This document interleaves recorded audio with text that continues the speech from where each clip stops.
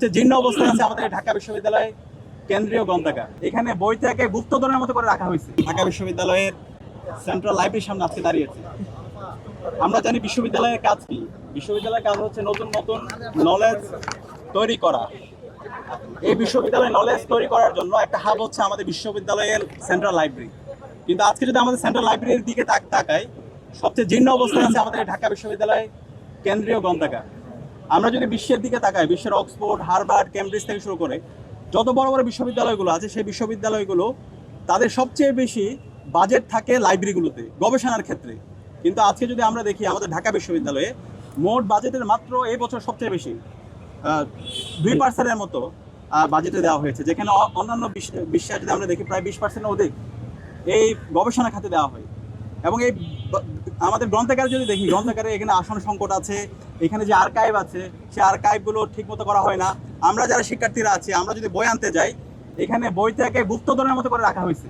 বইটা নেওয়ার জন্য শিক্ষার্থীরা বই যে হলে নিয়ে যাব, সেই প্রসেসগুলো আমলাতান্ত্রিক এত বেশি জটিলতা, কেউ বই নিয়ে যায় না, বই যেখানে আছে সবগুলো এখানে থেকে গেছে।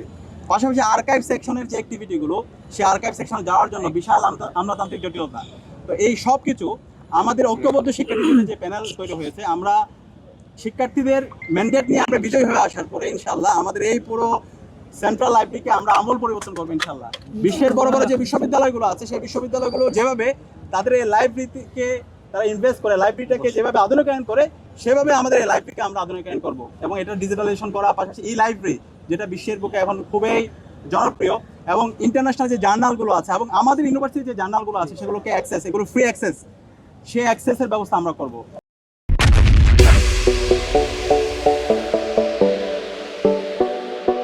তো সবাইকে অসংখ্য ধন্যবাদ। এবং এর পাশাপাশি আমরা যে অ্যাক্টিভিটিগুলো করছি, আমাদের গত 1 বছর এবং জুলাই আন্দোলন, আমাদের এখানে যারা ঐক্যবদ্ধ শিক্ষার্থী জন্য আমরা প্যানেলে যারা ক্যান্ডিডেটরা আছি, আমাদের লিডারশিপ কোয়ালিটি, আমাদের কম্পিটেন্সি, আমাদের অনেস্টি, আমাদের ইন্টিগ্রিটি, সেটাকে দেখে অনেক আমাদের বন্ধুপ্রতি অথবা প্রতিপক্ষরা তারা আমাদেরকে আদর্শিকভাবে আমাদের কাজের মাধ্যমে, মেধার মাধ্যমে তারা আমাদেরকে মোকাবেলা করতে না পেরে তারা ক্রমাগত আমাদের বিরুদ্ধে প্রপাগান্ডা করছে, আমাদের বন্ধুদের বিরুদ্ধে সাইবার বুলিং করছে। আমরা সবাইকে আহ্বান করছি, আসেন এই ধরনের কাদা ছুড়ে আমরা বন্ধ করি, আমরা প্রতিযোগিতা করি, আমরা মেধার চর্চা করি, আমরা আইডিয়ার প্রতিযোগিতা করি, আমরা শিক্ষার্থীদেরকে আমরা আগামী ঢাকা বিশ্ববিদ্যালয় কেমন বিনির্মাণ করতে চাই সেই আইডিয়াগুলো আমরা বিশ্ববিদ্যালয়ের শিক্ষার্থীদের সামনে আমরা পেশ করি।